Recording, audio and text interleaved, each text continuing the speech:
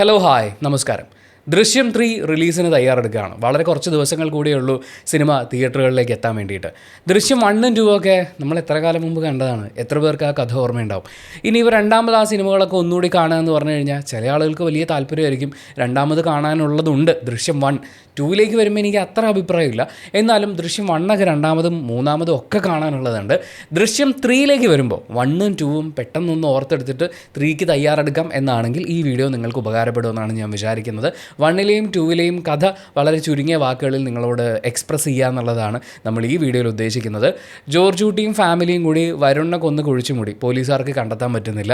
ഈ എപ്പിസോഡിലെങ്കിലും കണ്ടെത്താൻ പറ്റുമോ എന്ന് വേണമെങ്കിൽ നമുക്ക് ചുരുക്കി പറയാം. പക്ഷേ ചില കഥാസന്ദർഭങ്ങൾ അത് ചിലപ്പോൾ തേർഡ് പാർട്ടിൽ ഇമ്പാക്റ്റ് ഉണ്ടാക്കാൻ സാധ്യതയുള്ളതുകൊണ്ട് അതിനെ കൂടി മെൻഷൻ ചെയ്തു പോകണം എന്നുള്ളതുകൊണ്ടാണ് നമ്മൾ ഈ വീഡിയോ കുറച്ച് നീളത്തിൽ ചെയ്യുന്നത്. നിങ്ങൾക്ക് വേണമെങ്കിൽ 1.5x ഇട്ടിട്ട് ഈ വീഡിയോ കാണാവുന്നതാണ്. ഇനി യൂട്യൂബിലല്ല, ഓഡിയോ മാത്രമായിട്ട് കേൾക്കാൻ താല്പര്യമുണ്ടെങ്കിൽ സ്പോട്ടിഫൈയിൽ നമ്മുടെ ചാനലുണ്ട്, ഉണ്ണി വ്ളോഗ്സ് എന്ന് സെർച്ച് ചെയ്യാം. അതല്ലെങ്കിൽ ഡിസ്ക്രിപ്ഷനിൽ ഞാൻ ലിങ്ക് കൊടുത്തിട്ടുണ്ട്, ചെക്ക് ചെയ്ത് നോക്കാവുന്നതാണ്.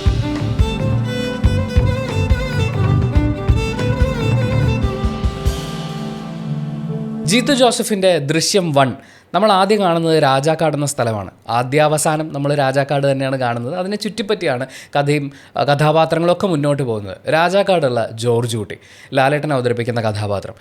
ജോർജ് കുട്ടി ഒരു അനാഥനാണ്. വളർന്ന് വലുതായി സ്വന്തം കാലിൽ നിന്നുകൊണ്ട് അധ്വാനിച്ച് സ്വന്തമായി ഒരു കുടുംബം തന്നെ ഉണ്ടാക്കുക എന്ന് പറയുന്നത് അവൻ്റെ ഒരു വലിയ ആഗ്രഹമായിരുന്നു. കുറച്ച് സ്വത്തുക്കൾ ഉണ്ടാക്കുക എന്നുള്ളതോ ഇഷ്ടപ്പെട്ട പെണ്ണിനെ കല്യാണം കഴിക്കുക എന്നുള്ളതോ മാറിയിട്ട് അവൻ്റേതെന്ന് പറയാൻ അവനൊരു കുടുംബം ഉണ്ടാവുക എന്നുള്ളതാണ് അയാൾ ആഗ്രഹിച്ചിരുന്നത് എന്നുള്ളത് നമുക്ക് സിനിമയിലെ പല ഡയലോഗുകളിൽ നിന്നും മനസ്സിലാക്കാവുന്നതാണ്. അങ്ങനെ താൻ ഉണ്ടാക്കിയെടുത്ത ഒരു കുടുംബം ഇനി ഒരിക്കലും അനാഥത്വത്തിലേക്ക് താനോ തൻ്റെ കുടുംബത്തിലുള്ളവരോ പോകരുത് എന്നുള്ള അയാളുടെ അതിയായ ആഗ്രഹം, അതൊക്കെയാണ് അയാളെ കൊണ്ട് ഈ ക്രൈം ഹൈഡ് ചെയ്യാൻ ഇത്രയധികം ഫോഴ്സ് ചെയ്യിക്കുന്നത് നമുക്ക് പലപ്പോഴും ഫീൽ ചെയ്യും. എന്തായാലും സിനിമ തുടങ്ങുന്ന സമയം എന്ന് പറഞ്ഞാൽ വിശ്വരൂപമൊക്കെ റിലീസായിരിക്കുന്ന ആ ഒരു സമയമാണ്. ജോർജ് കുട്ടിക്ക് സ്വന്തമായൊരു കേബിൾ TV നെറ്റ്വർക്ക് പരിപാടിയുണ്ട്. റാണി വിഷൻ എന്നാണ് അതിൻ്റെ പേരിൽ നിന്ന് തന്നെ നമുക്ക് മനസ്സിലാക്കാം റാണിയാണ് അയാളുടെ ഭാര്യ, മീന അവതരിപ്പിക്കുന്ന കഥാപാത്രം. റാണിക്ക് ഒരു അനിയനുണ്ട്, അച്ഛനും അമ്മയും ഉണ്ട്. റാണിയെ കണ്ട് ഇഷ്ടപ്പെട്ട ജോർജ് കുട്ടി റാണിയുടെ വീട്ടിൽ ചെന്ന് പെണ്ണ് ചോദിച്ചു.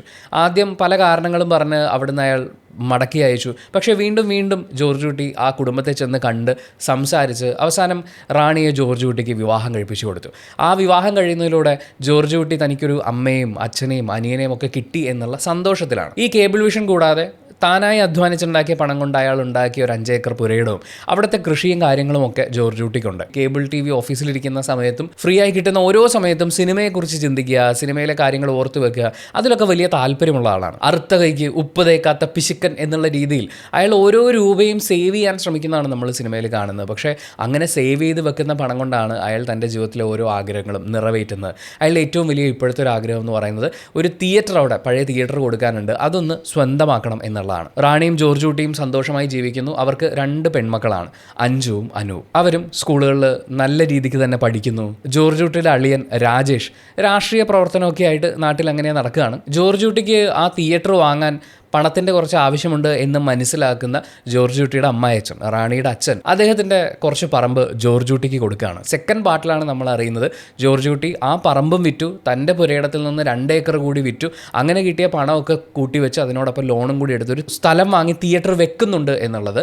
ഫസ്റ്റ് പാർട്ടിൽ ഒരു പഴയ തിയേറ്റർ വാങ്ങാനുള്ള പ്ലാൻ ആയിരുന്നെങ്കിൽ സെക്കൻഡ് പാർട്ടിൽ നമ്മൾ അറിയുന്നത് ആ തിയേറ്റർ വാങ്ങിയില്ല, അയാൾ പറമ്പ് വാങ്ങി തിയേറ്റർ വെച്ചു. അതോടെ നിൽക്കട്ടെ. ജോർജ് കുട്ടിയുടെ പ്രിയതമ റാണി ഹൗസ് വൈഫാണ്. വീട്ടിലെ കാര്യങ്ങളും പറമ്പിലെ കാര്യങ്ങളിൽ ചെറുതല്ലാത്ത സഹായങ്ങളൊക്കെ ആയിട്ട് റാണി മുന്നോട്ട് പോകുന്നു. ഈ രാജാക്കാട് പോലീസ് സ്റ്റേഷനിൽ സഹദേവൻ എന്ന് പറയുന്നൊരു കോൺസ്റ്റബിൾ ഉണ്ട്. സഹദേവൻ അത്യാവശ്യം തക്കിട തരികിട പരിപാടികളൊക്കെ ആയിട്ട് നടന്ന് ആളുകളെ പറ്റിച്ച് പണം വാങ്ങി, കൈക്കൂലി വാങ്ങി, ഒരു കടയിൽ ചെന്ന് ഭക്ഷണം കഴിച്ചാൽ ഞാൻ പോലീസാണ് എന്നുള്ള ധാർഷ്ട്യത്തിൽ ആ പണം കൊടുക്കാതെയൊക്കെ മുങ്ങി നടക്കുന്ന, അതായത് ഒരു പേരുദോഷം കേൾപ്പിക്കാൻ, പോലീസ് ഡിപ്പാർട്ട്മെൻറ്റ് മുഴുവൻ പേരുദോഷം ഉണ്ടാക്കിക്കാൻ പറ്റുന്ന രീതിയിലുള്ളൊരു ക്യാരക്ടറായിട്ടാണ് നമ്മൾ സഹദേവനെ കാണുന്നത്. ജോർജ് കുട്ടിയും സഹദേവനും തുടക്കം മുതലേ ഒരുമിച്ച് പോകുന്ന ആളുകളല്ല. സഹദേവൻ ആൾക്കാരെ പറ്റിച്ച് പൈസ ഉണ്ടാക്കുന്ന സമയത്ത് ആ ആൾക്കാരിൽ ചിലർക്കെങ്കിലും ഉപദേശങ്ങൾ കൊടുക്കുന്ന ജോർജ് കുട്ടിയെ നമ്മൾ കാണുന്നുണ്ട്.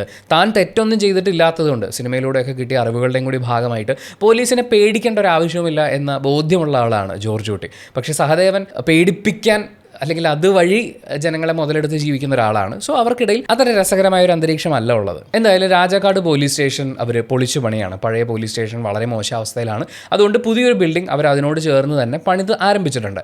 ഇതിനിടയിൽ ജോർജ് കുട്ടിയുടെ മൂത്ത മകൾ അഞ്ജു, അവൾ സ്കൂളിൽ നിന്ന് ഒരു എക്സ്കർഷന് പോവാണ്. നേച്ചർ ക്ലബിൻ്റെ ഭാഗമായിട്ടുള്ളൊരു പരിപാടിയാണ്. ആ പരിപാടിക്ക് പോകാൻ ആദ്യം അമ്മ സമ്മതിക്കുന്നുണ്ടായിരുന്നില്ല. വളരെ കൺസർവേറ്റീവ് ആയിട്ടുള്ള ചിന്തകളുള്ള ഒരാളാണ് റാണി എന്ന് പറയുന്നത്. ജോർജ് കുട്ടി ഒട്ടും മോശമല്ല, പക്ഷേ മക്കൾ അവർക്ക് ഇഷ്ടമുള്ള കാര്യങ്ങളൊക്കെ ചെയ്ത് സന്തോഷമായി മുന്നോട്ട് പോകണം, നന്നായി പഠിക്കണം എന്നൊക്കെയുള്ള ആഗ്രഹം അയാൾക്കുണ്ട്. നേച്ചർ ക്ലബിന് പോകാൻ അഞ്ജുവിന് പണം കൊടുത്ത് ജോർജ് കുട്ടി അവളെ നേച്ചർ ക്ലബിൻ്റെ പരിപാടിക്ക് അയക്കുന്നു. ആ പരിപാടിയിൽ വെച്ചാണ് അഞ്ജു വരുണിനെ കാണുന്നത്. വരുണുമായിട്ട് സൗഹൃദമൊന്നും ഉണ്ടായിട്ടില്ല, പക്ഷേ വരുൺ അവിടെ ചെന്ന സമയം മുതൽ തന്നെ എല്ലാ ആൾക്കാരുടെയും ഫോട്ടോസും വീഡിയോസും ഒക്കെ എടുത്ത് അവരെയൊക്കെ ശല്യം ചെയ്ത് ചീത്തപ്പേരും വാണിങ്ങുകളും ഒക്കെ സ്വന്തമാക്കിയിട്ടുള്ള ഒരാളാണ് ഈ വരുൺ. പെൺകുട്ടികളുടെ കുളിമുറിയിൽ തൻ്റെ മൊബൈൽ ഫോൺ ക്യാമറ ഓണാക്കി വെച്ചുകൊണ്ട് ദൃശ്യങ്ങൾ പകർത്തിയിട്ടുണ്ടായിരുന്നു. അതിലൊരാൾ ഒരാൾ മാത്രമാണ് എന്നല്ല ഞാൻ വിചാരിക്കുന്നത്, ഒത്തിരി പേരുടെ അടുത്തുണ്ടാവും. അതിലൊരാൾ തന്നെയാണ് അഞ്ജു. IG ഗീതാ പ്രഭാകരൻ്റെയും മകനാണ് വരുൺ. അച്ഛൻ മകനെ കൺട്രോൾ ചെയ്യാൻ ശ്രമിക്കുന്ന സമയങ്ങളിൽ, അവൻ്റെ തെറ്റുകൾ തുറന്നു പറയുന്ന സമയങ്ങളിലൊക്കെയും അമ്മ അവനെ പ്രൊട്ടക്റ്റ് ചെയ്യുന്നത് നമ്മൾ കാണുന്നുണ്ട്.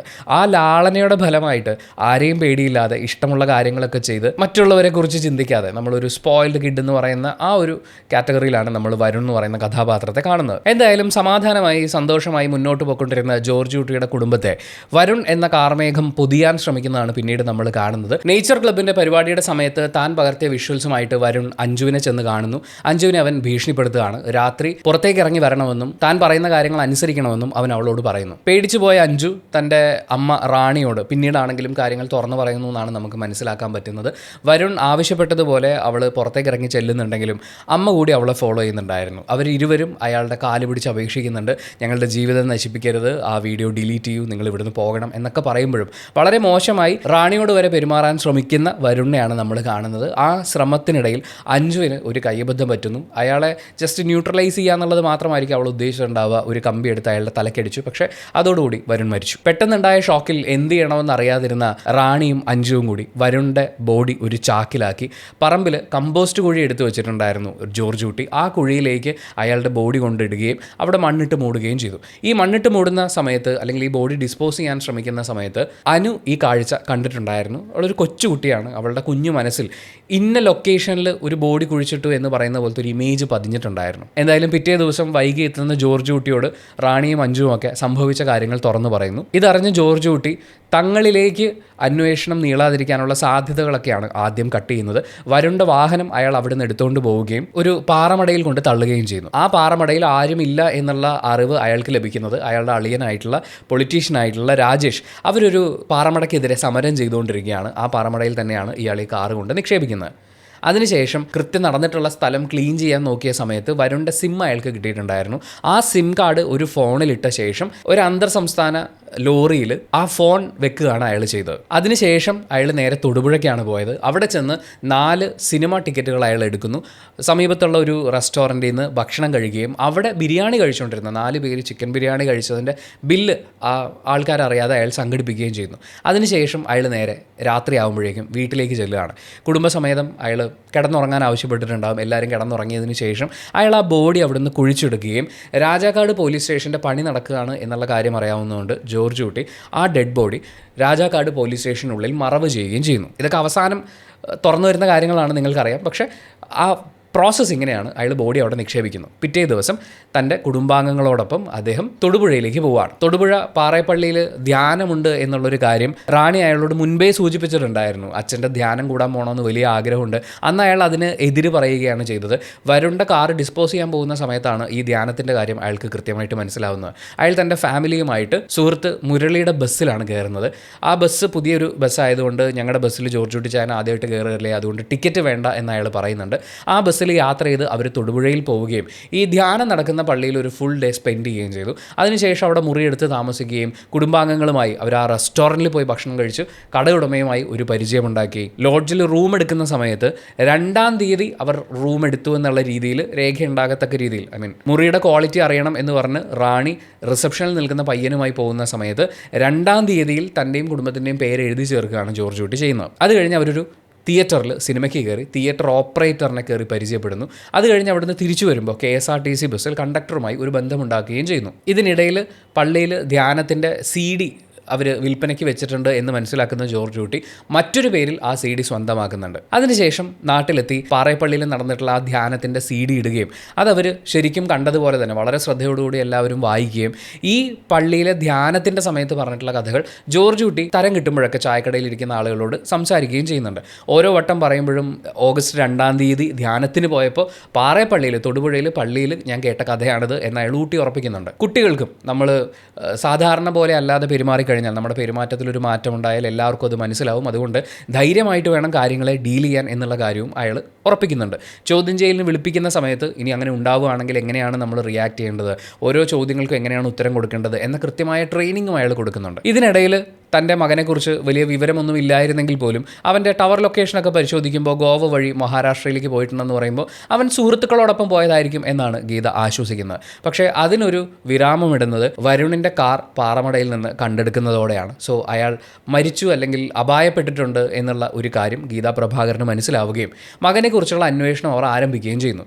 രാജാക്കാട് പോലീസ് സ്റ്റേഷൻ പരിധിയിൽ ഈ അന്വേഷണം എത്തുന്ന സമയത്ത് വരുണിൻ്റെ കാറിൻ്റെ നിറം വെച്ചിട്ടാണ് സഹദേവൻ ഈ കാർ ജോർജ് കുട്ടി ഓടിച്ചുകൊണ്ട് പോകുന്നത് താൻ കണ്ടിട്ടുണ്ടല്ലോ എന്നൊരു ധാരണയിലെത്തുന്നത്. അതിൻ്റെ ഭാഗമായി അവർ പലരെയും ചോദ്യം ചെയ്യുന്നുണ്ടെങ്കിലും ജോർജ് കുട്ടി തന്നെയാണിത്, ഇത് ആ കാറ് തന്നെയാണ് എന്ന് ഉറപ്പിക്കാൻ പറ്റുന്ന മറ്റ് തെളിവുകളൊന്നും കിട്ടുന്നില്ല. സഹദേവൻ്റെ ഒരൊറ്റ ഉറപ്പിൻ്റെ പുറത്താണ് പോലീസുകാർ അവരെ ഫോക്കസ് ചെയ്ത് അന്വേഷണം തുടങ്ങുന്നത്. ഓൾറെഡി ജോർജ് കുട്ടിയും സഹദേവനും തമ്മിൽ ഒരു ചേരായികയുണ്ട് എന്ന് നാട്ടുകാർക്ക് മുഴുവൻ അറിയാവുന്നതുകൊണ്ട് തന്നെ ആദ്യമൊന്നും സഹദേവനെ ആരും വിശ്വസിക്കുന്നില്ലായിരുന്നു. എന്തായാലും ഇക്കാര്യത്തിൽ പോലീസിന്റെ സംശയം ദൃഢമാവുന്നതിന്റെ ഭാഗമായിട്ട് ഗീതാ പ്രഭാകറും കൂടി രാജാക്കാടേക്ക് വരികയാണ്. അവിടെ വെച്ച് അവർ ജോർജ് കുട്ടിയെയും മക്കളെയും ചോദ്യം ചെയ്യുന്നുണ്ട്. പക്ഷേ ഒരു സാധാരണ ചോദ്യം ചെയ്യലിൽ വീഴാത്ത രീതിയിൽ അത്രയും ഗംഭീരമായിട്ട് തന്നെ അവർ ആ സിറ്റുവേഷൻ ഡീൽ ചെയ്യുന്നുണ്ട്. അതിനുശേഷം ജോർജ് കുട്ടിയും കുടുംബവും അവതരിപ്പിച്ചിട്ടുള്ള ആ കഥയിലെ കഥാപാത്രങ്ങൾ, നാട്ടുകാർ, ആ KSRTC ബസ്സിലെ കണ്ടക്ടർ, അവർ പോയിട്ടുള്ള തിയേറ്റർ, അതുപോലെ റെസ്റ്റോറൻറ്റ് ഓണർ, ഇവരെയൊക്കെയും നേരിട്ട് വിളിച്ച് ചോദ്യം ചെയ്യുന്ന സമയത്ത് ഗീതാ പ്രഭാകറിനൊരു സംശയം തോന്നുന്നു. ഇയാളൊരു ദൃശ്യം പുനരാവിഷ്കരിക്കുകയാണ് എന്നൊരു തോന്നലിൻ്റെ ഭാഗമായിട്ട് അവരുടെ അത്രയും നാളത്തെ എക്സ്പീരിയൻസിൻ്റെ ഭാഗമായിട്ടുള്ളൊരു ഇൻഡ്യൂഷൻ്റെ പുറത്ത് ജോർജ് കുട്ടിയെയും കുടുംബത്തെയും അവർ അറസ്റ്റ് ചെയ്യുകയാണ്. അറസ്റ്റ് ചെയ്ത് സഹദേവൻ്റെ ഒരു ടിപ്പിക്കൽ രീതിയിലുള്ള ചോദ്യം ചെയ്യലിലേക്ക് കടക്കുകയും ഇളയ കുട്ടിയെ അയാൾ ആക്രമിക്കും എന്ന് പറയുന്ന ഒരു ഘട്ടത്തിലേക്ക് എത്തുമ്പോൾ ആ കുട്ടി അറിയാതെയാണ് വിളിച്ചു പറഞ്ഞു പോകുന്നത് ബോഡി ഇന്ന സ്ഥലത്താണ് കുഴിച്ചിട്ടിരിക്കുന്നതെന്ന്. പക്ഷേ ഇതിനിടയിൽ ജോർജ് കുട്ടി തൻ്റെ അളിയൻ രാജേഷിനെ വിളിച്ചിട്ട് ഇങ്ങനൊരു സാഹചര്യം ഉണ്ടാകുമ്പോൾ മീഡിയ ഒക്കെ അറിയിക്കണം എന്നുള്ള കാര്യം പറഞ്ഞിരുന്നു. മീഡിയക്കാർ അവിടെ എത്തുന്നു. നാട്ടുകാരുടെ മുഴുവൻ സപ്പോർട്ടും ജോർജ് കുട്ടിക്ക് കിട്ടുന്നു. ഒരു സാധാരണക്കാരനെ ഒരു വലിയ പോലീസ് ഒരു കൂട്ടം പിടിച്ചുകൊണ്ട് പോയി എന്നറിയുമ്പോൾ സ്വാഭാവികമായും നാട്ടുകാരുടെ മുഴുവൻ സപ്പോർട്ടും അയാളിലേക്ക് പോകും. ഓൾറെഡി അയാൾക്കൊരു കുടുംബമുണ്ട്, അയാൾ അനാഥനായിട്ടുള്ള ആളാണ്, അങ്ങനെ ഒരുപാട് സെൻറ്റിമെൻറ്റ്സുകൾ അവിടെ ഉണ്ട്. അതിനോടൊപ്പം മാധ്യമങ്ങൾ കൂടി കടന്നു വരുമ്പോൾ ഈ കേസ് വളരെ ചർച്ചയാവുകയും ജനങ്ങളുടെ ഒരു സപ്പോർട്ട് അയാളിലേക്ക് വരികയും ചെയ്യുന്നു. ഗീതാ പ്രഭാകർ അവരുടെ ഔദ്യോഗിക പദവി ദുരുപയോഗം ചെയ്യല്ലേ എന്ന് പറയുന്ന ഒരു ചിന്തയും അവിടെ ഡെവലപ്പ് ആവുന്നുണ്ട്. എന്തായാലും ഈ കൊച്ചുകുട്ടിയുടെ വാക്കിൻ്റെ പുറത്ത് പോലീസുകാർ മുഴുവൻ ബോഡി കുഴിച്ചിട്ടു എന്ന് പറയുന്ന സ്ഥലത്ത് ചെന്ന് കുഴി തോണ്ടി പുറത്തെടുക്കുമ്പോൾ അവർക്ക് കിട്ടുന്നത് ചത്തുപോയൊരു പശുക്കിടാവിൻ്റെ ജഡമാണ്. അത് കമ്പോസ്റ്റിന് വേണ്ടിയിട്ട് അയാൾ കുഴിച്ചിട്ടതാണെന്ന് പറയുന്നു. സിനിമയിൽ പിന്നീട് വരുന്നതും നമ്മൾ ഈ വീഡിയോയുടെ തുടക്കത്തിൽ പറഞ്ഞിട്ടുള്ളതുമായ കാര്യം, ആ കുടുംബത്തിലെ മറ്റാരെയും അറിയിക്കാതെയാണ് ജോർജ് കുട്ടി ആ ബോഡി അവിടെ നിന്ന് എടുത്ത് മാറ്റിയിട്ടുള്ളത്. കാരണം ആ ദൃശ്യം ഇവരുടെ ആരുടെയെങ്കിലും കണ്ണിൽ പതിഞ്ഞാൽ പേടിച്ചിട്ടോ അറിയാതെയോ ഇവരെന്തെങ്കിലും അത് തുറന്നു പറഞ്ഞാലോ അത് തൻ്റെ കുടുംബത്തിൻ്റെ മുന്നോട്ടുള്ള പോക്കിന് ഒരു ദോഷമാണ്, കുടുംബത്തിന് ആപത്താണ് എന്ന് മനസ്സിലാക്കുന്ന ജോർജ് കുട്ടി ആരെയും ആ ദൃശ്യം കാണിച്ചിട്ടില്ല. അതിനെക്കുറിച്ചുള്ള ഒരു വിവരണവും കൊടുത്തിട്ടില്ല. എന്തായാലും ഈ പശുക്കിടാവിൻ്റെ ജഡം കിട്ടിക്കഴിയുമ്പോഴേക്കും ജോർജ് കുട്ടി നേരെ മീഡിയക്കാരുടെ അടുത്ത് ചെല്ലുന്നു. അവിടെ ചെന്ന് ഇവരെന്നെ ദ്രോഹിക്കുകയാണെന്ന് പറയുന്നു. ഇതിൽ കലിതുള്ളുന്ന സഹദേവൻ ഓടി വന്ന് ജോർജ് കുട്ടിയും കുടുംബത്തെയും ആക്രമിക്കുമ്പോൾ നാട്ടുകാർ അയാളെ ഓടിച്ചിടുകയാണ്. അതിനെ തുടർന്ന് സഹദേവന് സസ്പെൻഷൻ കിട്ടുന്നു. തൻ്റെ മകനെക്കുറിച്ച് യാതൊരു വിവരവും ഇല്ലാത്തതിൻ്റെയും ആ ജോലിയിലെ പരാജയം, അങ്ങനെ ഒരുപാട് കാര്യങ്ങൾ കൊണ്ടാവാം ഗീതാ പ്രഭാകർ പിന്നീട് രാജിവെക്കുന്നുണ്ട്. ഗീതാ പ്രഭാകറും പോകുന്നതിന് മുമ്പ് പ്രഭാകർ ജോർജ് കുട്ടിയോട് അപേക്ഷിക്കുന്നുണ്ട്, ഞങ്ങളുടെ മകൻ എന്ത് പറ്റി, എന്താണെന്നൊന്ന് പറയാമോ എന്നൊക്കെ ചോദിച്ചിട്ട്. ഞങ്ങൾ നിങ്ങളെ യാതൊരു തരത്തിലും ഉപദ്രവിക്കില്ല, പക്ഷേ എന്താണ് കാര്യമെന്ന് ചോദിക്കുമ്പോഴും ജോർജ് കുട്ടി കൃത്യമായ ധാരണ കൊടുക്കുന്നില്ല. പക്ഷേ നിങ്ങളുടെ മകൻ ഇനി ഒരിക്കലും തിരിച്ചു വരില്ല എന്നുള്ളൊരു കാര്യം മാത്രം അവരെ അറിയിച്ചിട്ട്, അതും ഇൻഡയറക്ട്ലി പറഞ്ഞതിന് ശേഷം ജോർജ് കുട്ടി കണ്ണടയ്ക്കുന്നു. അവിടെയാണ് സിനിമ അവസാനിക്കുന്നത്. ഇനി ദൃശ്യം 2 വരുമ്പോൾ പോലീസുകാർ 6 വർഷത്തിന് ശേഷമാണ് ദൃശ്യം 2 നമ്മൾ കാണുന്നത്. 6 വർഷത്തിനിപ്പുറവും പോലീസുകാർ ആ കേസ് വിട്ടിട്ടില്ല. മാറി മാറി വരുന്ന ഓരോ CIമാരും അവിടെ തെളിയാതെ കിടക്കുന്ന കേസിനെ കുറിച്ച് അന്വേഷിക്കും. സ്വാഭാവികമാണ്. ഇവിടെ തെളിയാതെ കിടക്കുന്ന മുന്നോട്ട് പോയിട്ടില്ലാത്ത കേസുകൾ ഏതൊക്കെയാണെന്ന് നോക്കും. ചിലപ്പോൾ റാൻഡമായിട്ടൊന്ന് അന്വേഷിക്കും, ചിലപ്പോൾ സീരിയസ് ആയി എടുത്തേക്കാം. അങ്ങനെയൊക്കെയുള്ള ചെറുകിട അന്വേഷണങ്ങൾ മാത്രമാണ് നടക്കുന്നതെങ്കിലും ജനങ്ങളെല്ലാവരും ഈ കേസിനെ കുറിച്ച് അവെയറാണ്. മാത്രമല്ല ജോർജ് കുട്ടി പിന്നീട് സാമ്പത്തികമായി വളരെയധികം വളരുകയും അതിനോടൊപ്പം അയാളൊരു സിനിമ ചെയ്യാൻ, ഒരു പ്രൊഡ്യൂസർ പ്രൊഫസറായി മാറാൻ പോകുന്നു എന്നുള്ള കാര്യമൊക്കെ നാട്ടിലറിയുമ്പോൾ സ്വാഭാവികമായും നാട്ടുകാർക്കിടയിൽ ഒരു അസൂയൊക്കെ ഉണ്ടാവും. നമ്മളെപ്പോലെ സാധാരണക്കാരനായിട്ടുള്ള ഒരാളുടെ കൂടെ നമ്മൾ നിൽക്കുന്നു, പക്ഷേ അവൻ പെട്ടെന്ന് വളർന്നു, അവൻ്റെ വളർച്ചയിൽ എന്തോ പ്രശ്നമുണ്ട്, അവനൊന്നും ശരിയല്ല എന്ന് പറയാനുള്ളൊരു സ്വാഭാവിക ത്വരയുണ്ടല്ലോ. അതിൻ്റെ ഭാഗമായി നാട്ടുകാർക്ക് അയാളോട് അസൂയയുണ്ട്. എന്തായാലും തനിക്ക് റാണിയുടെ അച്ഛൻ തന്നിട്ടുള്ള ഭൂമിയും താൻ അധ്വാനിച്ചുണ്ടാക്കിയ ഭൂമിയുടെ ഒരു പങ്കും വിറ്റ് കിട്ടിയ പണം കൊണ്ട് അയാളൊരു കണ്ണായ സ്ഥലം വാങ്ങുകയും അവിടെ ഒരു തിയേറ്റർ സ്ഥാപിക്കുകയും ചെയ്തിട്ടുണ്ട്. ഇപ്പോൾ ഒരു തിയേറ്റർ മുതലാളി കൂടിയാണ് അയാൾ. തൻ്റെ സ്ഥാപനത്തിൽ അദ്ദേഹം CCTV ക്യാമറ സ്ഥാപിക്കുന്നുണ്ടെങ്കിലും അതിലൊരു ക്യാമറ പോലീസ് സ്റ്റേഷനിലേക്ക് കൂടി ഒരു നോട്ടം കിട്ടത്തക്ക രീതിയിലാണ് ജോർജ് കുട്ടി സ്ഥാപിക്കുന്നത്. ആദ്യത്തെ പാർട്ടിൽ ഈ പോലീസുകാർ ഇയാളെ ഒരുപാട് അണ്ടർ എസ്റ്റിമേറ്റ് ചെയ്തിട്ടുണ്ടായിരുന്നു. ഇവൻ സാധാരണക്കാരനല്ലേ, ഇവൻ പോയ എവിടം വരെ പോകാൻ എന്ന് പറയുന്നൊരു കാര്യം. അതേ കാര്യം തന്നെ പോലീസുകാർ ദൃശ്യം 2 ആവർത്തിക്കുന്നുണ്ട്. ഇവനെ കൊണ്ട് ഇത്രയൊക്കെ പറ്റുള്ളൂ. കുറച്ച് കാലം കഴിയുമ്പോൾ ഏതൊരു ക്രിമിനലിനെയും പോലെ അവൻ ചെയ്ത കാര്യത്തെക്കുറിച്ച് വളരെ കോൺഫിഡൻ്റ് ആവുകയും അവൻ തന്നെ അറിയാതെ തെളിവ് കൊടുക്കും, അല്ലെങ്കിൽ അതിൻ്റെ ഭാഗമായി നിന്ന് ആളുകൾ തെളിവ് കൊടുക്കും എന്നൊക്കെ വിചാരിച്ച് പോലീസുകാർ ഇപ്പോഴും കാത്തിരിക്കുകയാണ്. പക്ഷേ ജോർജ് കുട്ടി ഒരു തരത്തിലും റെസ്റ്റ് എടുക്കാതെയാണ് മുന്നോട്ട് പോകുന്നത്. അയാൾ തിയേറ്റർ വാങ്ങിയതിനും സിനിമ എടുക്കാൻ നടക്കുന്നതിനും ഒക്കെ പിന്നിൽ വളരെ ശക്തമായ കാരണങ്ങളുണ്ടായിരുന്നു.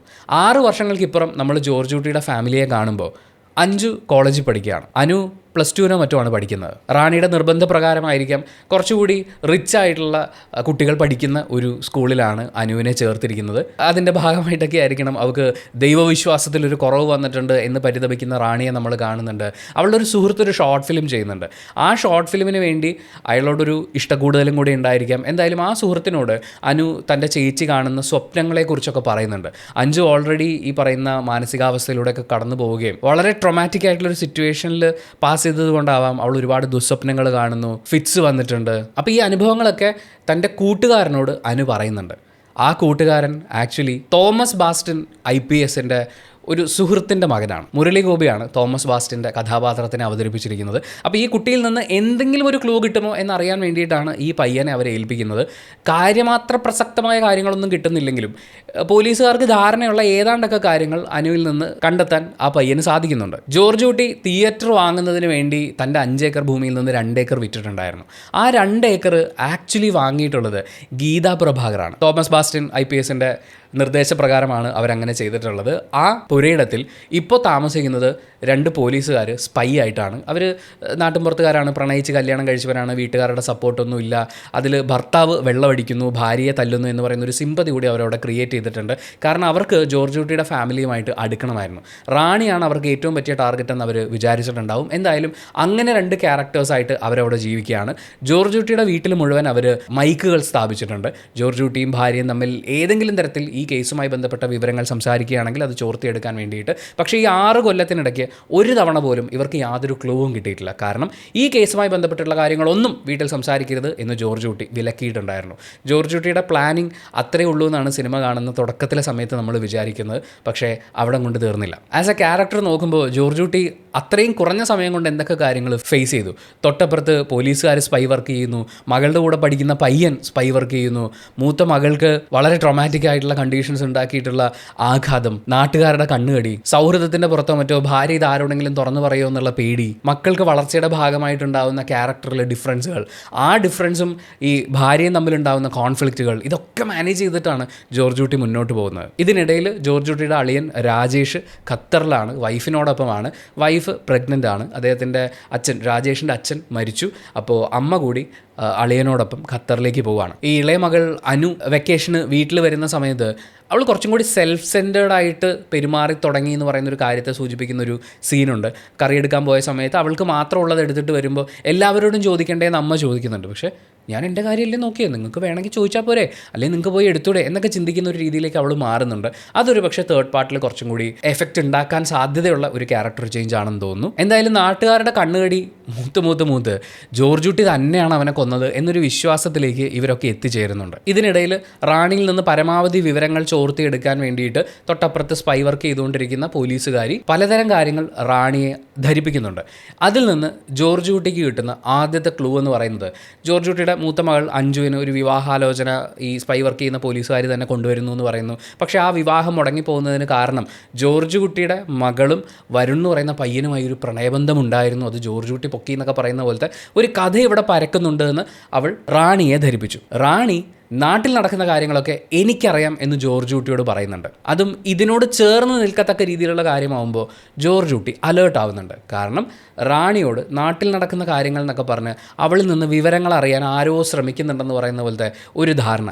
അപ്പോൾ താൻ പ്ലാൻ ചെയ്യുന്ന കാര്യങ്ങൾ കുറച്ചുകൂടി ഫാസ്റ്റ് ആക്കണം എന്ന് പറയുന്ന ഒരു വാർണിംഗ് സൈനായിട്ടാണ് അയാൾ അതിനെ കാണുക. എനിവേ, ജോർജ് കുട്ടി ചെയ്തു കൂട്ടിയ കാര്യങ്ങൾ എന്ന് പറയുന്നത് അയാൾ തിയേറ്റർ സ്വന്തമാക്കി ഒരു സിനിമ പ്രൊഡ്യൂസ് ചെയ്യണം എന്നുള്ള കാര്യം, അതാണ് തൻ്റെ ആഗ്രഹം എന്നുള്ള രീതിയിൽ മുന്നോട്ട് പോകുന്നു. പക്ഷേ ആ കവറിനുള്ളിൽ ഒളിപ്പിച്ച് അയാൾ ചെയ്തു കൂട്ടിയിരുന്ന കാര്യങ്ങൾ തൻ്റെ ജീവിതത്തിൽ സംഭവിച്ചതിലെ ക്രൈമിനെ മാത്രം എടുത്തുകൊണ്ട് അതിനെ മറ്റൊരു സ്റ്റോറിയിൽ പ്ലേസ് ചെയ്തിട്ട് അയാൾ വളരെ വിദഗ്ധനായിട്ടുള്ള ഒരു തിരക്കഥാകൃത്തിനെയാണ് ചെന്ന് കാണുന്നത്. ഈ തിരക്കഥയിൽ നായകൻ ഇങ്ങനെ കീഴടങ്ങാൻ പോവുകയാണ്, പക്ഷേ അതിനൊരു ഓൾട്ടർനേറ്റീവ് ക്ലൈമാക്സ് വേണം. ഉടനെ നമ്മുടെ തിരക്കഥാകൃത്ത് ഓൾട്ടർനേറ്റ് ആയിട്ടുള്ള ഒരു ഐഡിയ പറഞ്ഞു കൊടുക്കുന്നു.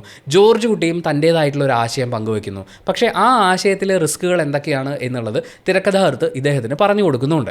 എന്തായാലും ഈ കഥ വേറെ ആരും സിനിമയാക്കാതിരിക്കാൻ എന്ന് പറഞ്ഞുകൊണ്ട്, കോപ്പിറൈറ്റിൻ്റെ ആവശ്യത്തിന് വേണ്ടി മാത്രം എന്ന് പറഞ്ഞുകൊണ്ട് തിരക്കഥാകൃത്തിനെ കൊണ്ട് അദ്ദേഹത്തിൻ്റെ ജീവിതത്തിൽ സംഭവിച്ച കാര്യങ്ങളും താൻ കുറ്റം ഏറ്റെടുക്കുന്ന രീതിയിൽ അതിൻ്റെ ക്ലൈമാക്സ് ഒപ്പിക്കുകയും ചെയ്തുകൊണ്ട് ഒരു നോവൽ ജോർജ് കുട്ടി പ്രിൻ്റ് ചെയ്യിപ്പിക്കുന്നുണ്ട്. പക്ഷേ അതങ്ങനെ ഒരു വലിയ ഹിറ്റാക്കാനുള്ള ഉദ്ദേശം ഒന്നും അയാൾക്കില്ലായിരുന്നു. അതിൻ്റെ വളരെ കുറച്ച് കോപ്പികൾ മാത്രമേ അച്ചടിച്ചിട്ടുള്ളൂ. അതിൽ മിക്കവാറും എല്ലാ കോപ്പികളും തന്നെ ജോർജ് കുട്ടി തന്നെ വാങ്ങിച്ചിട്ടുണ്ടാകും. പക്ഷേ ഈ ഘട്ടങ്ങളിലൊന്നും സിനിമയുമായിട്ടുള്ള ചർച്ചകൾക്ക് വേണ്ടിയിട്ടോ പുസ്തകത്തിൻ്റെ രചനയുമായി ബന്ധപ്പെട്ടിട്ടുള്ള കാര്യങ്ങൾക്കോ ഒരു സ്ഥലത്ത് പോലും ജോർജ് കുട്ടി തിരക്കഥാകൃത്തിന് പണം കൊടുത്തിട്ടില്ല. പണം കൊടുക്കൽ ഇൻ ദ സെൻസ് രേഖയിൽ വരത്തക്ക രീതിയിൽ ഓൺലൈൻ പേയ്മെൻറ്റോ ചെക്കോ മറ്റു കാര്യങ്ങളോ കൊടുത്തിട്ടില്ല.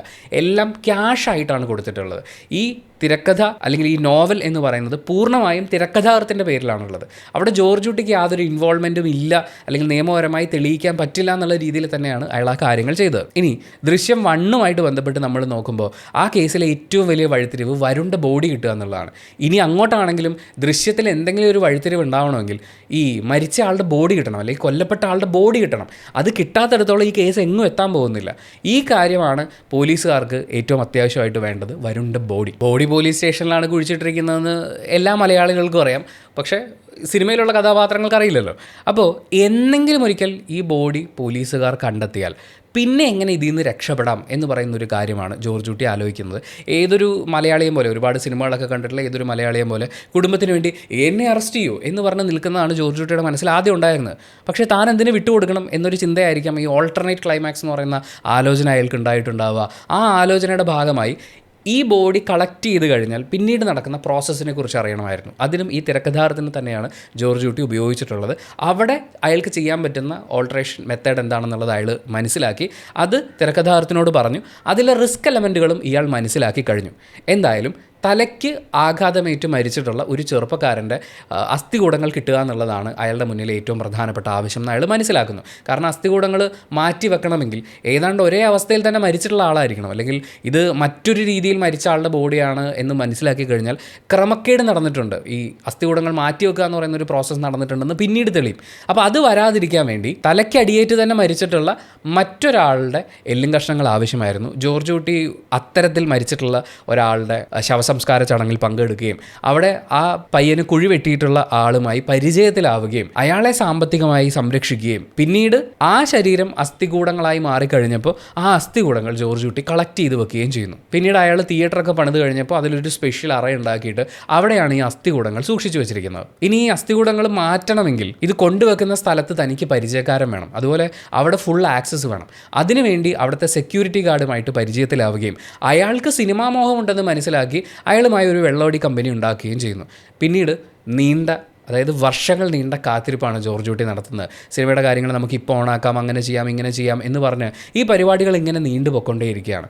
അങ്ങനെ ഇരിക്കുമ്പോൾ അയാൾ പ്രതീക്ഷിച്ചതുപോലെ തന്നെ വരുണിൻ്റെ അസ്ഥികൂടങ്ങൾ പോലീസ് കണ്ടെത്തുകയാണ്. അതിന് കാരണമായി മാറുന്നത് ജോർജ് കുട്ടി പോലീസ് സ്റ്റേഷനിൽ ഈ ബോഡി മറവ് ചെയ്ത് പുറത്തേക്ക് ഇറങ്ങി വരുമ്പോൾ അയാളെ കണ്ട ജോസാണ്. ജോസ് ഈ ബോഡി മറവ് ചെയ്യുന്ന അന്നേ ദിവസം വെളുപ്പിന് 12:30 മണിക്ക് തൻ്റെ അളിയനുമായി ഒരു കശപിശ ഉണ്ടാവുകയും അയാളുടെ തലയ്ക്കടിക്കുകയും ചെയ്തിട്ടുണ്ടായിരുന്നു. അയാൾ മരിച്ചു എന്ന് മനസ്സിലാക്കിയപ്പോൾ ജോസ് ഓടി രക്ഷപ്പെടാൻ ശ്രമിച്ചു. ഈ പോലീസ് സ്റ്റേഷൻ്റെ പണി നടക്കുന്ന സ്ഥലത്തുകൂടി പാസ് ചെയ്ത് പോയപ്പോൾ പോലീസ് സ്റ്റേഷനിൽ നിന്ന് ജോർജ് കുട്ടി ഇറങ്ങി വരുന്നത് അയാൾ കണ്ടിരുന്നു, ഒരു മിന്നായം പോലെ. പക്ഷേ അതത്ര വലിയൊരു മെമ്മറി ഒന്നും അല്ലാത്തതുകൊണ്ടായിരിക്കാം പിന്നീട് അയാൾ അതിനെക്കുറിച്ച് ചിന്തിച്ചിട്ടില്ല.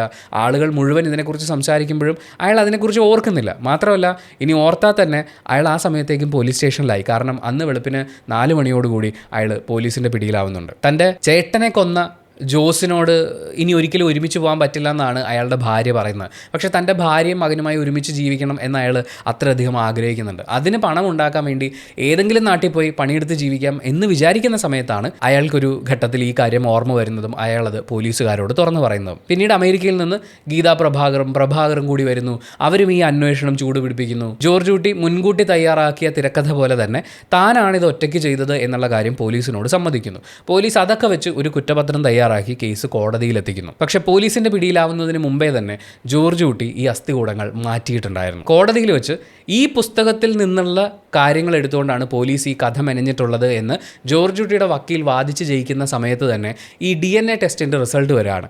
അത് വരുൺ പ്രഭാകറിൻ്റെ അസ്ഥികൂടങ്ങളല്ല എന്നുള്ള റിസൾട്ട്. സോ ഇവിടെ കേസ് തന്നെ ഇല്ലാതായി പോവാണ്. ജോർജ് കുട്ടി വളരെ ഈസിയായി കോടതിയിൽ നിന്ന് പുറത്തേക്ക്. പോലീസുകാരും ജഡ്ജിയും ഒക്കെ തമ്മിലുള്ള കോൺവെർസേഷൻ നമ്മൾ കാണുന്നുണ്ട്. തോമസ് ബാസ്റ്റിനോട് ജഡ്ജി പറയുന്നത് ചില കേസുകൾ അങ്ങനെയാണ്, പിന്നെ തെളിയിക്കപ്പെടാത്ത ഒരുപാട് കേസുകൾ നമ്മുടെ സിസ്റ്റത്തിൽ ഇപ്പോഴും ഉണ്ട് എന്നൊക്കെയാണ്. എന്തായാലും വരുണിൻ്റെ അസ്ഥി മാറ്റി മറ്റൊരാളുടെ അസ്ഥികൂടങ്ങൾ അവിടെ പ്ലേസ് ചെയ്യുന്നതിനോടൊപ്പം വരുണിൻ്റെ അസ്ഥികൾ നശിപ്പിക്കുക എന്നുള്ളൊരു കാര്യവും കൂടി ജോർജ് കുട്ടി ചെയ്യുന്നുണ്ട്. ആസിഡ് ഒഴിച്ചാണ് നശിപ്പിക്കുന്നത്. അതിൽ വളരെ കുറച്ച് മാത്രം അസ്ഥികൾ നശിപ്പിക്കാതെ അയാൾ ബാക്കി വെച്ചു.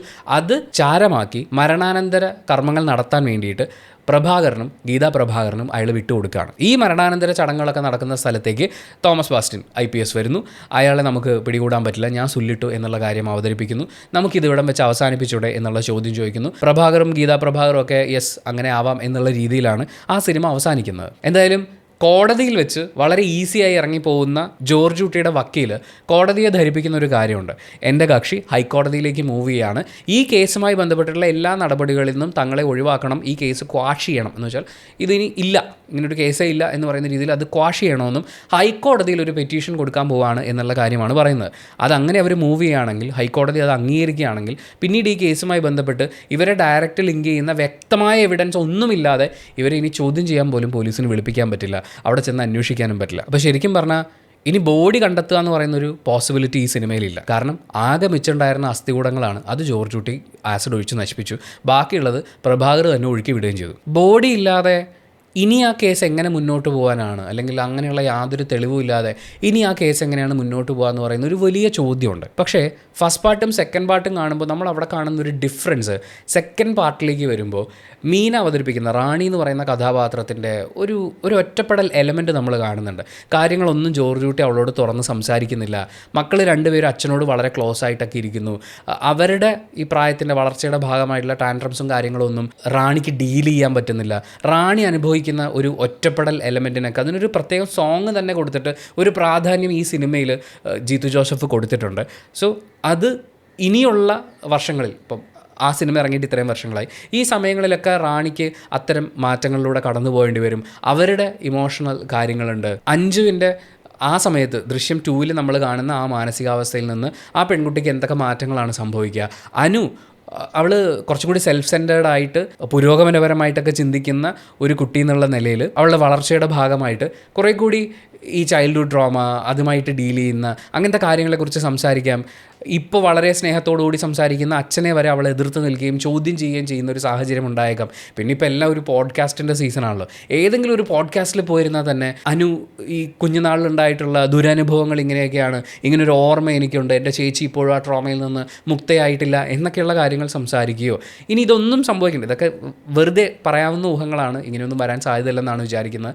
പക്ഷേ തൻ്റെ അച്ഛനെ മകൾ ചോദ്യം ചെയ്യുന്നൊരു ഘട്ടം ഈ സിനിമയിൽ പ്രതീക്ഷിക്കാൻ തോന്നുന്നു. കുറേയും കൂടി ഈ കേസിന് പിന്നാലെ പോകുന്ന സംഭവങ്ങളിൽ നിന്ന് മാറിയിട്ട് ഒരു ഇമോഷണൽ ജേർണി ആയിട്ട് ദൃശ്യം 3 മുന്നോട്ട് പോകുമോ എന്നുള്ളൊരു സംശയമാണ് എനിക്കുള്ളത്. അല്ലെങ്കിൽ ഈ പറയുന്ന ഇമോഷണൽ ഔട്ട് ബേസ്റ്റ് എല്ലാം കൂടി ചേർന്നുകൊണ്ടുള്ള ഒരു പുതിയ ക്രൈമിനുള്ള സാധ്യതയാണ്. വരുൺ പ്രഭാകറിന് ഇനി ഇതിനകത്ത് പ്രത്യേകിച്ച് റോളുണ്ടോ എന്നെനിക്കറിയില്ല. അസ്ഥി പോലും ഇല്ലാതെ ഈ സിനിമയിൽ ഇനി എന്ത് റോളാണ് ഉണ്ടാവുക, അല്ലെങ്കിൽ ചിലപ്പോൾ പാസ്റ്റൊക്കെ ചേർത്ത് വെച്ചിട്ട് എന്തെങ്കിലും ഒരു സ്റ്റോറി അങ്ങനെ മുന്നോട്ട് പോവില്ലെന്നാണ് ഞാൻ വിചാരിക്കുന്നത്. കാരണം അങ്ങനെ അവതരിപ്പിക്കണമെങ്കിൽ അൻസിബയും എസ്തറും ഒക്കെ ഇപ്പോൾ ഒരുപാട് പ്രായമായി, അവർക്കിനി ആ കുഞ്ഞു വേഷങ്ങളൊന്നും ചെയ്യാൻ പറ്റില്ല. പിന്നെ ഈ കഥാപാത്രങ്ങളെല്ലാം തന്നെ ജോർജ് കുട്ടി, റാണി അടക്കം എല്ലാവരും മലയാളികളുടെ മുന്നിൽ ഇത്രയും മുന്നിലേക്ക് വന്നു. അപ്പോൾ ഇനി പാസ്റ്റിലേക്ക് പോയിട്ട് ശരിക്കും നിങ്ങൾ കണ്ടതല്ല, ഇതിൻ്റെ അകത്ത് വേറൊരു പരിപാടിയുണ്ട് എന്ന് പറഞ്ഞു കഴിഞ്ഞാൽ പ്രേക്ഷകരത് ഉൾക്കൊള്ളുമെന്നും തോന്നുന്നില്ല. സോ ഇതൊരു തിയേറ്റർ ഹിറ്റാവണം എന്ന് കരുതി അവർ അവതരിപ്പിക്കുമ്പോൾ ഈ പറയുന്ന ഇമോഷണൽ കാര്യങ്ങൾക്ക് ഇമ്പോർട്ടൻസ് ഉണ്ടാവും. പക്ഷേ ഇവിടെ ഒരു ക്രൈം കൂടി ഉണ്ടാവേണ്ടതുണ്ട്. ദൃശ്യത്തിൻ്റെ ഏറ്റവും വലിയൊരു സ്ട്രെങ്ത് എന്ന് പറയുന്നത് ഒരു ക്രൈമും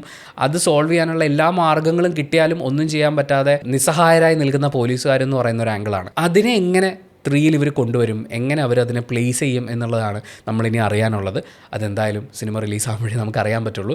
തീർച്ചയായും വളരെയധികം പ്രതീക്ഷകളോടുകൂടി തന്നെയാണ്. കാരണം ഈ ക്യാരക്ടേഴ്സിനൊക്കെ നമുക്കറിയാം ഓരോരുത്തർ എങ്ങനെയാണ് ചിന്തിക്കുന്നത്, പ്രവർത്തിക്കുന്നതെന്ന് പറയുന്ന ഒരു വൈഡായിട്ടുള്ള പെർസ്പെക്റ്റീവ് ഈ 2 പാർട്ടിലൂടെ നമ്മൾ പ്രേക്ഷകർക്ക് ജിത്തു ജോസഫ് തന്നു കഴിഞ്ഞു. അതുകൊണ്ട് ഇനി ക്യാരക്ടറിനെ ബിൽഡ് ചെയ്യാൻ വേണ്ടിയിട്ടോ ഇയാൾ ഇങ്ങനെയൊക്കെയാണ് ചിന്തിക്കുന്നതെന്ന് പറഞ്ഞു തരാൻ വേണ്ടിയിട്ടോ ഒട്ടും സമയം മാറ്റി വെക്കേണ്ടതായിട്ട് വരില്ല.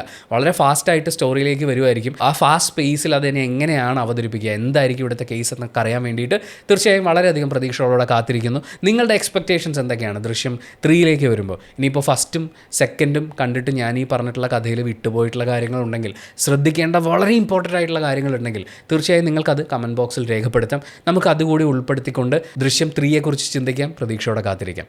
Thank you so much for watching this video. Video ഇഷ്ടപ്പെട്ടാൽ മാത്രം ലൈക്ക് ചെയ്യുക, ഇഷ്ടപ്പെട്ടിട്ടില്ലെങ്കിൽ എന്തുകൊണ്ട് ഇഷ്ടപ്പെട്ടില്ല എന്ന് കമൻറ്റ് ചെയ്യുക. ചാനൽ സബ്സ്ക്രൈബ് ചെയ്യുന്ന കാര്യവും ഹൈപ്പ് ചെയ്യുന്ന കാര്യവും പരിഗണിക്കുക.